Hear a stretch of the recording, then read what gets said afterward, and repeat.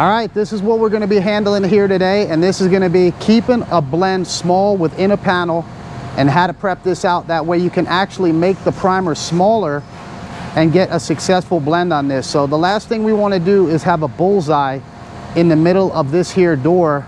So we're going to show you guys how I would go about prepping this out. And when this job came into the shop, you definitely want to follow it to whoever is going to fix it. That way you can tell that body man to keep it as small as possible, knowing that we're going to just be inside one panel here. So we've already got it primed up, and this was just a small dent right in the middle of the door here, and the body man did a nice job to keep it contained. So now we'll prep it out, and I'll show you what I do to get a nice quality job out of this. All right, so first thing I want to show you guys is the actual area around the actual repair here. You guys see it's already sanded.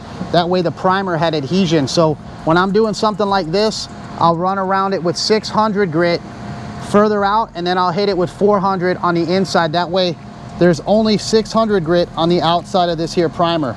So the first thing we're going to do is start out with 600 grit, and when I'm doing something like this and I want to keep it small, I don't touch it with anything coarser than a 600 grit.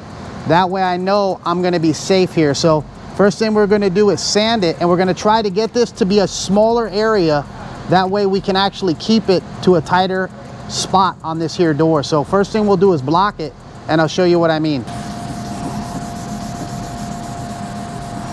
All right, so now that we've blocked it with a 600 grit, we're going to go ahead and move into our DA with 600 grit, and that's going to take this in even smaller, and that's going to knock down some of the lines from the block. The DA always gets it smoother than the actual block will because you're putting straight lines in that. So I always refine the scratch after any blocking with the DA. So we'll hit that with 6, and that'll even bring it in a little bit smaller.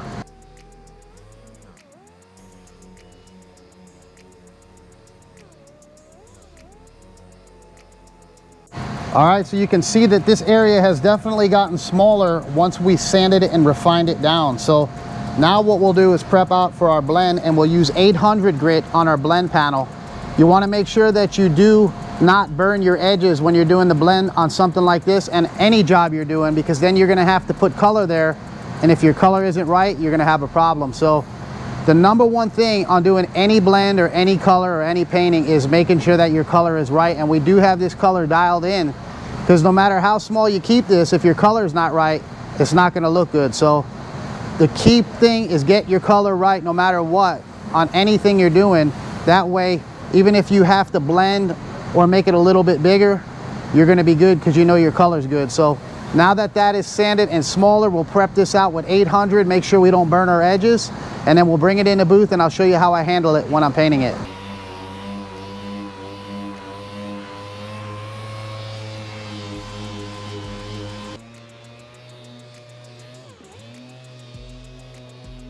All right, now that we hit our area with the DA, we'll go around with our sky pad and we'll hit all of our edges.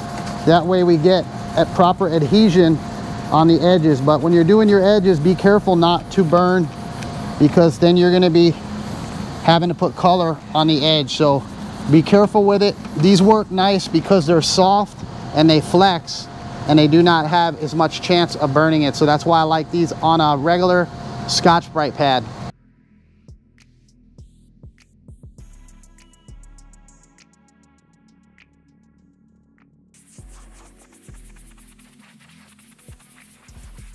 All right, now you guys can see that we've got it smaller and we've got it refined now with a really nice 600 in the area of the primer and 800 around it. So that's gonna be key for what we're gonna do and how we're gonna paint this one. So let's get it in the booth, we'll wrap it up, and we'll start painting it.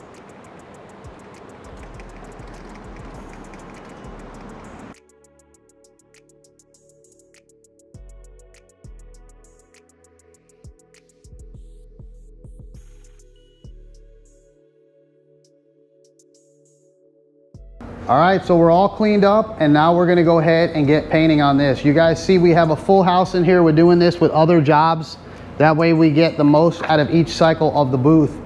So now that we've prepped this out, we do not have to seal this, and that's gonna keep this smaller because we don't have any chance of the sealer coming further, and then we have to put our base further than the actual sealer now. So this is prepped out nice and fine, and we're gonna move right into our wet bed. which is a clear base coat, and it lets us see where our blend is, as well as it will fill in some of the sand scratches. But being this is sanded with 600 grit, we're not going to have to worry about any of that. So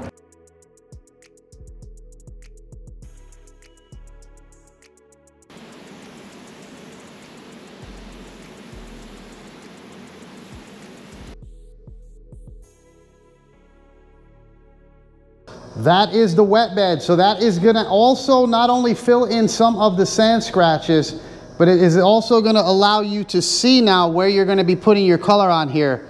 And we do have a small area. This isn't going to be too hard to do, but I wanted to show you guys how I do it when I'm prepping one out and I'm doing it in a small confined area. Make sure your color's right, make sure you prep it out fine, and then move right into your wet bed, whether you're using a solvent wet bed or a water-based wet bed. This is the water-based. You guys know we use the Enviro-Base from PPG here. So now that this is ready to go, we're gonna go ahead and hit it with our base coat, blend it out.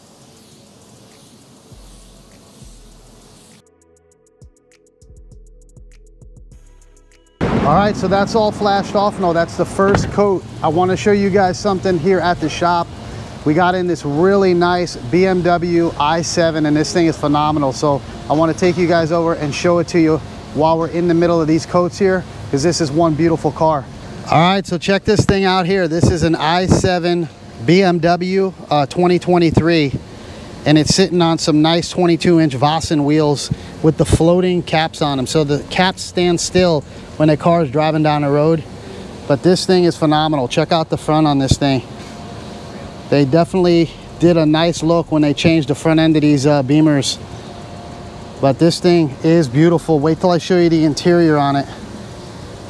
It's got a big TV screen that comes down from the actual ceiling. It's like a big 40-inch TV screen that comes down. You guys see it there? But this is the cool part. Check this out. This is how you play with the TV. You got your own, almost like a cell phone, in the actual door panels of this thing. So, but look at the stitching in it, all lights under the seats, and it's got a crazy dashboard in it. Let me show you that. So check out the dashboard. It changes colors, and it's got a crazy looking lighting system in this thing that is all adjustable, I'm sure. So it's even on the door panels here. But I wanted to show you guys this one while it was here at the shop. We're just doing a back bumper on this one. But what a car this is. And this is an electric vehicle. So let's get back in the booth and put on coat 2.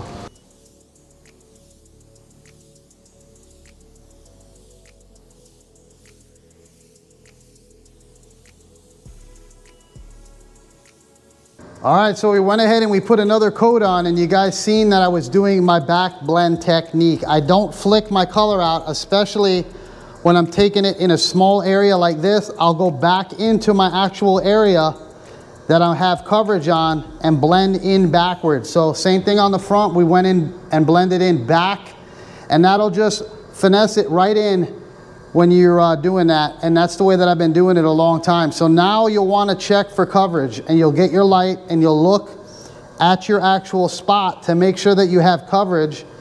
That way you don't get this thing out in the sun and see that you have a light spot in it. So you guys can see there, I hope that we have full coverage on it now, and we're ready to go for the clear coat. So that's the way you want to handle when you're doing an area in a small area. You want to prep it out nice and smooth. That way you can move right into your wet bed and then into your color, and then just go ahead and clear it. So we'll be clearing this, and I'll show it to you guys all finished up.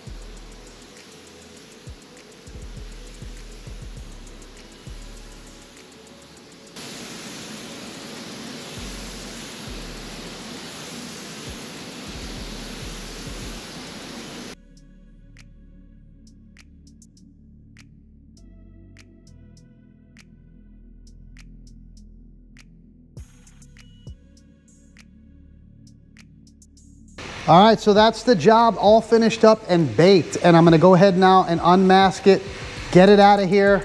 We had a big load in here. We had a couple different colors, and this one was the first load of the morning, and I got another load ready to come in here. So that's how I handle my small panels when I have to blend within them. And it's the best way to do it in my eyes, to finish it out nice and fine. That way you can move right into your wet bed or just go right into your base coat if you don't have a wet bed, and keep an eye on it. But I like using the wet bed because it gets this a little bit glossier and you can see what you're doing when you're using your base coat. So definitely came out nice, clean, and it's ready to go back on the car now. So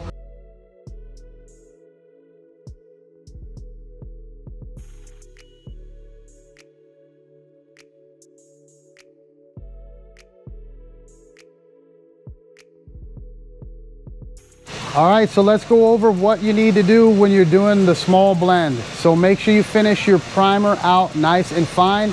You want to refine it and bring it in and make it as small as you can without getting into the Bondo. And then you want to go ahead and move into your wet bed. Do not seal the job, and go into your base and then your clear coat. And make sure you tell the body man to keep it as small as possible. Sometimes them body men will just get it done quick and they'll make it a lot bigger than it's needed. So I hope you guys got something out of this video. That's how I handle my small one panel blends when I want to be able to stay into a small area. So if you got something good out of it, give it a thumbs up, and we'll see you guys on the next one.